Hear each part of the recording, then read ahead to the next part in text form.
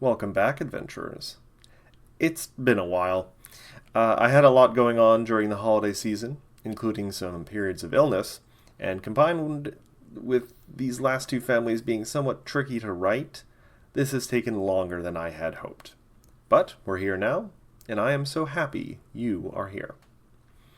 Today we are continuing our video series covering everything you need to know for my Pathfinder 2nd edition homebrew setting, the Follies of Novus Aurum.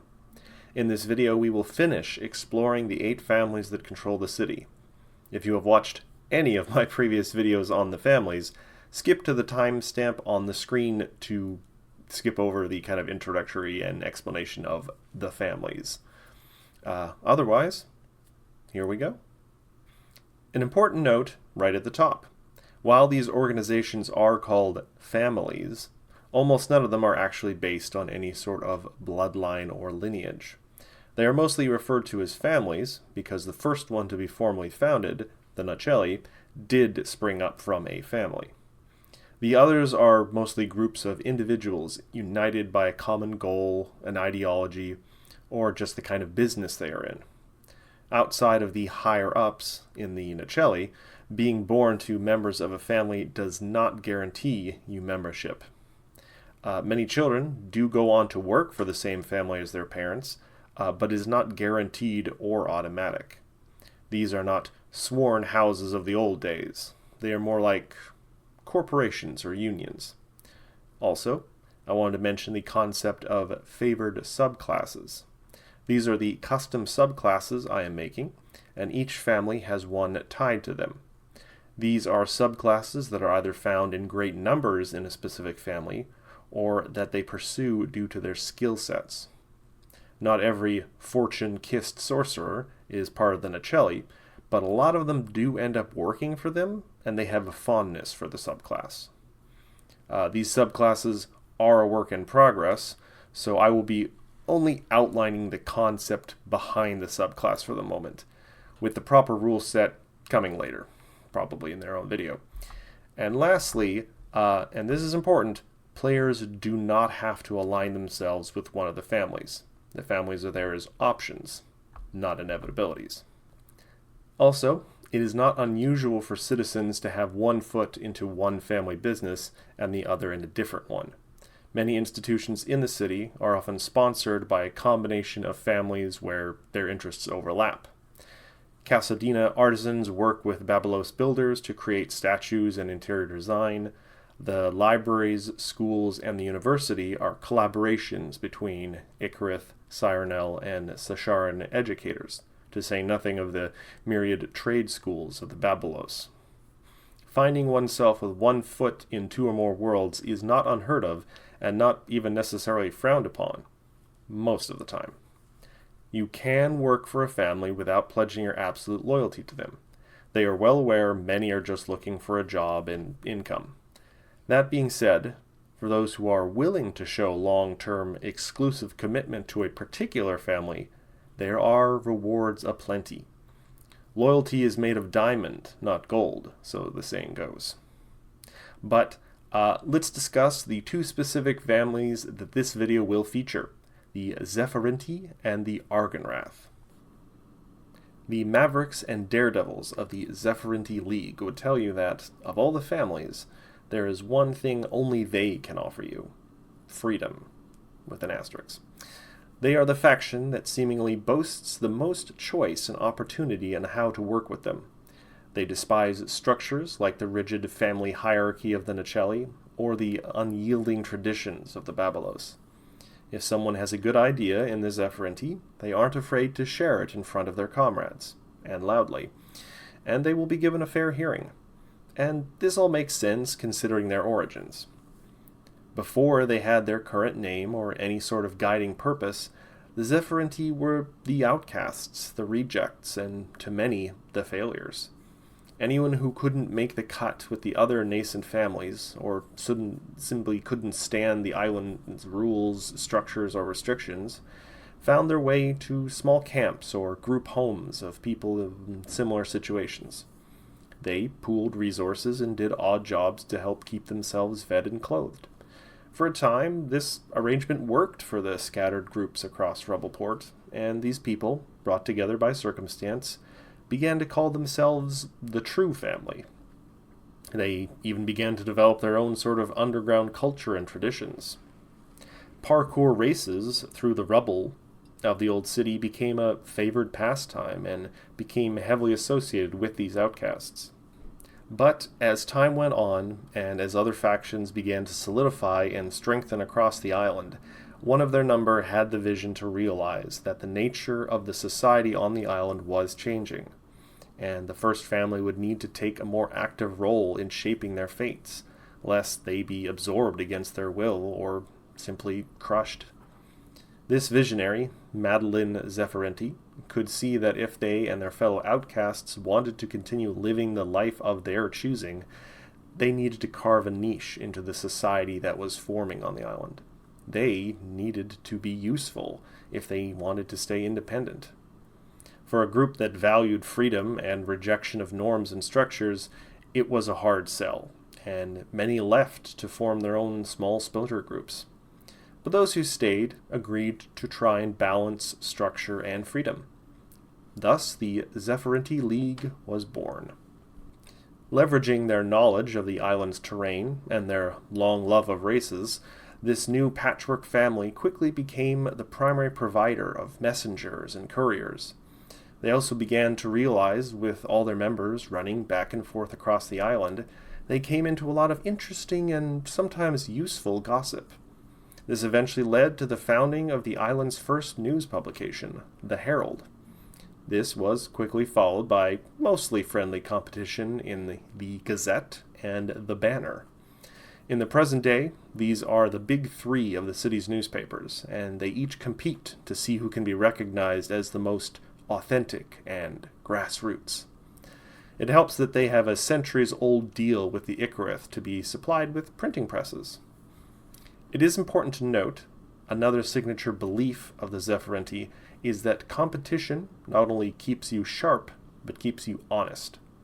Resting on your laurels is anathema to the Zephirinti, who always seem to need to be in motion. This doesn't always remain civil, and members of the League have been known to get into nasty brawls within their own ranks.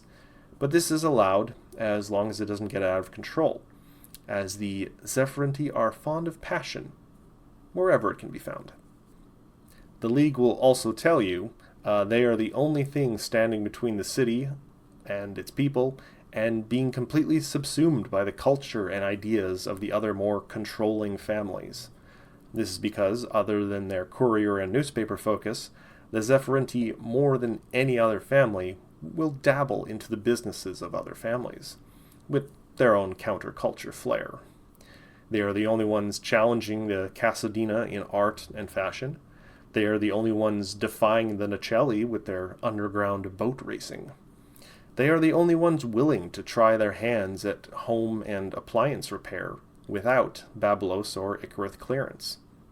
Full disclosure, their alternatives are notably less well organized or funded, but to some, that is the allure. When your only alternative is corporate conformity, even a slightly scuffed alternative is often preferable. The Zephirinti Bastion, the Aqueduct of Ideas, is possibly the least glamorous bastion of all families, though it is still quite a sight. A relic of the old city, the League slowly repaired and converted it into a sort of combination residence, creative commune, and dispatch center for their couriers. In modern times, the halls are a complicated series of corridors and stairs leading to an ever-shifting collection of homes and offices, with unconventional art adorning almost any free wall space. It also holds a large open-air chamber known as the Gallery of Equals, which is what passes for overarching leadership of the League. While specific groups, like the newspapers, have their own leaders, when choices need to be made regarding the direction of the whole League, gatherings take place in the gallery. Decorum is barely present, and chaotic barely describes the gatherings, but somehow the Zephirinti have made this barely structured form of absolute democracy work for them. It helps that because there is so much communication between members of the League, anyone engaging in behavior not in keeping with Zephirinti beliefs is found out and called to explain themselves pretty quick. The accused will have a chance to justify their actions, but egregious or repeat offenders may find themselves cast out and removed from the League support network. Some notable Zephirinti include Mayday Leafstep, a maverick elf reporter known across the city for her explosive articles, and for several open warrants for her arrest. Mayday writes for whoever will give her column space that week, and doesn't let things like locked doors or personal privacy get in the way of the truth. There is also Brocco Rush, reigning extreme parkour champion for 5 years, a clawkin who knows the roofs and alleys of this city like the back of their hand, and is absolutely an utter adrenaline junkie. When not risking his life jumping from building to building, he runs the famous 5th Street Gym where all the city's best athletes have trained at one point in their careers. And finally, there is Tallulah Hayes, the self-proclaimed anarchist fashionista. A rabble-rousing Goran, Tallulah has never met a tradition or social convention they didn't want to rip to shreds, while looking amazing doing so. The most radical and bleeding-edge fashions can be seen at her underground shows, and she believes with all her leafy heart that if your art isn't offending at least one person, you are wasting your time. And the Zephirinti favored subclass is the Alley Runner Racket Rogue. They specialize in mobility, acrobatic maneuvers, and putting their enemies off balance. On the other end of the ideological spectrum, we have the Argenrath Guard, or sometimes just called the Silver Boots. Standing as the protectors of the city and of law and order, the Argenrath, with their strict hierarchy and emphasis on discipline and authority, are as far from the free-running Zephirinti as you can get. The nucleus of the Argenrath were the few inhabitants of the Old City, who, by good fortune, had been away at the time of the catastrophe. Returning to the island, they quickly realized that there was a real danger of opportunistic looters stripping the island ruins bare and robbing them of whatever shreds of their old lives they could perhaps salvage. These survivors banded together and quickly became a sort of ad hoc town guard, watching over certain sites, keeping the looters away, while they themselves carefully sifted through the ruins for anything left of their former lives.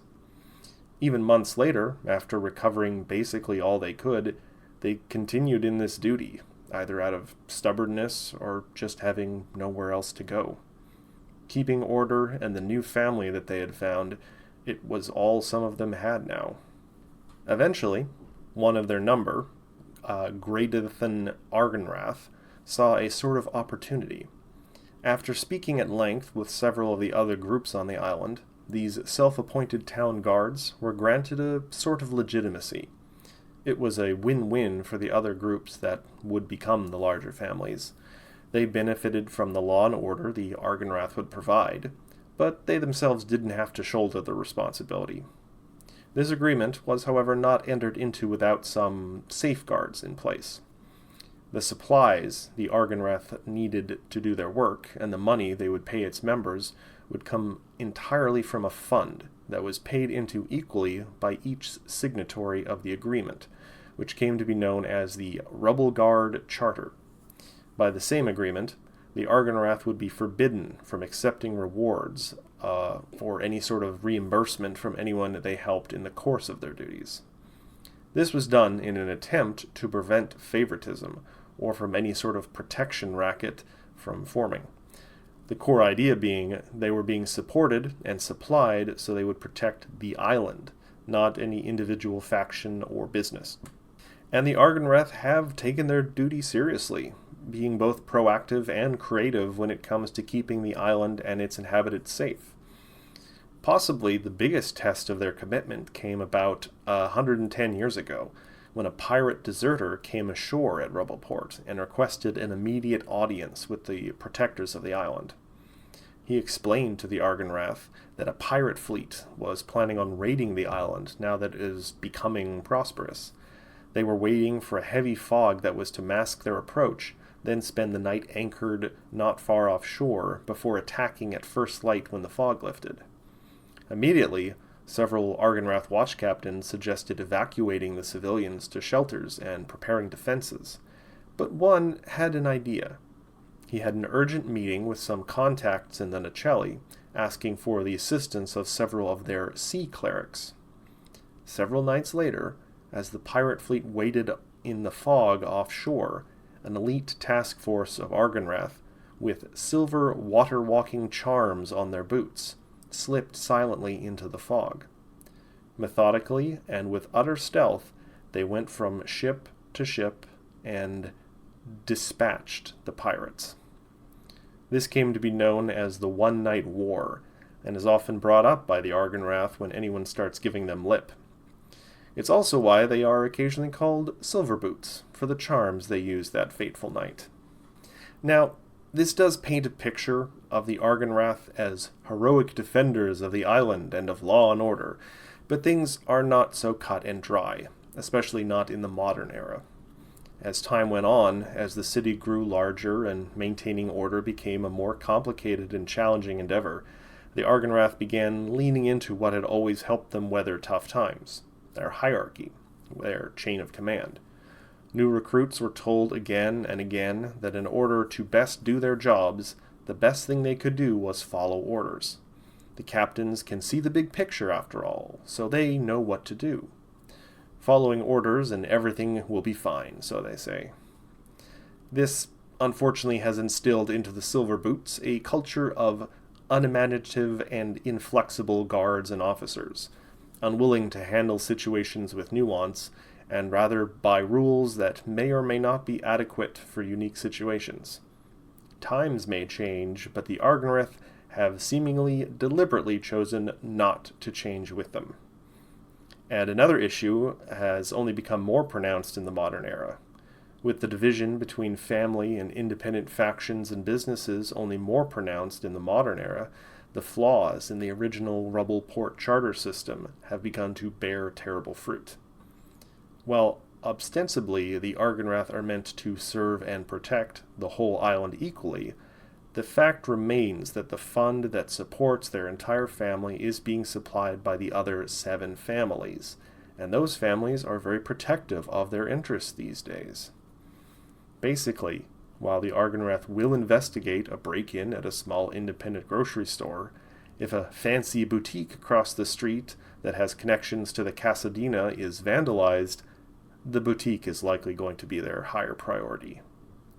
The Argenrath have so many fires to put out these days, and they can't risk any disruption to the fund that keeps them afloat. So, the other families have to be kept happy. The Argenrath Bastion is the Gilded Rock, an imposing slab of a building on the northern side of the island. Built over the ruins of what was once a palace in the old city, the building is practically a fortress now, with many fortified rooms and few windows. Rumor has it, what were once wine cellars have been converted into special cells for containment and interrogation of special persons of interest. It also boasts a system of containment locks which can entirely isolate entire sections of the facility from each other. Speaking of locations, as this falls within Argenrath jurisdiction, special mention must be made of the Special Division Maximum Security Holding Facility, otherwise known as the Last Raft. Built over a magical dead zone in the middle of the bay, the Last Raft is an ingenious floating clockwork facility where the wardens can control the configuration of the very walls from their control room. The fact that no magic functions in and around the prison because of the dead zone makes it a perfect place to hold creatures whose magical nature would make it impossible to contain them in any mundane facility. To this day, no one has escaped from the Last Raft. The Argenrath leadership is a council of the first captain and all the precinct captains, called the Sixth Chamber. The story goes, it got its name from an incident where the first group of Argenrath were trying to assemble in the ruins of the old city and have a discussion about their future, and the process of fitting everyone into the room caused 5 structures to collapse, before a 6th did not. Following that, until the Gilden Rock was completed, any room the Argenrath leadership would meet in was called the Sixth Chamber. Every 4 years, all the precinct captains gather and elect one of their number to be first captain, who then sets policy for the next 4 years, with the other captains serving as an advisory council. The Sixth Chamber convenes at least once a month to discuss the issues of the day and set policy. A minor note, the head warden of the last raft is considered equal in position to a precinct captain, and thus has a seat in the chamber. Some notable Argenrath include First Captain Hyacinth Winters, the latest in a long line of Winters' family members to hold the position of First Captain, the highest position in the Argenrath. Hyacinth is a brilliant administrator and decorated officer who worked her way up through the ranks, refusing to use her family name to grease the wheels of her ascent. Due to her intelligence and calm, no-nonsense manner, many senior members of the other families hold her in great respect. There are rumors, though, that she chafes under the Argenrath's reliance on the Rubble Guard Charter Fund, and is quietly trying to find a path to self-reliance. On the opposite end is investigator Taylok Stalson, a divisive figure within the Argenrath, despite not formally being part of the family. A genius consulting detective brought in to assist with some of the strangest cases, Taylok is both a celebrity and quite mysterious. Their cases and their shocking conclusions are always attention-grabbing in the papers, but no one beyond their contacts in the Argenrath has seemingly ever spoken to or even seen Taylok. Mayday Leafstep, the Maverick Star reporter of the Zephirinti, has made it her public goal to expose Taylok's identity, with little success so far. But while Taylok is famous, Precinct Captain Slade Adder is infamous. The no-nonsense commander of the 2nd Precinct, Adder's jurisdiction includes some of the most glamorous homes and businesses in the city. The amount of money that moves through and lives in the district is downright disgusting. And while nothing has ever been officially proven, Adder is rumored to have taken enough bribes that he can afford an apartment in his own district. His services, and those of his special task force, don't come cheap, mind you. The Argenrath favored subclass is the School of Order Wizard. They specialize in controlling the battlefield by using their subclass special ability to set conditions and then magically retaliating if the conditions are not met. They are often deployed as riot control officers, with the most skilled amongst them being able to lock down entire mobs on their own. And that is the last of the families. Unless editing is too much for my computer, I do plan on eventually releasing a video combining all these family videos.